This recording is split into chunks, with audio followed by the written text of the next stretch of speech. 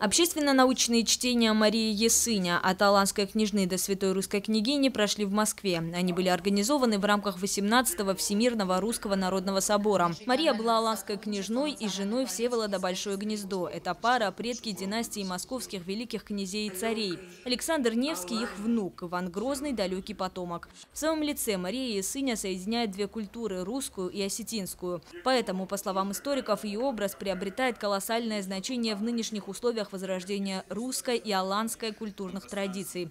В работе форума приняли участие сотни людей, в их числе представители североостинских властей. От имени главы республики Таймураза Мамсурова гостей приветствовал спикер парламента Алексей Мачнев.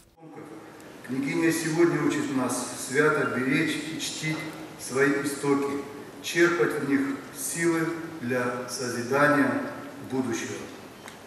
Трудами предшественников закладывалось величие нашего многонационального Отечества.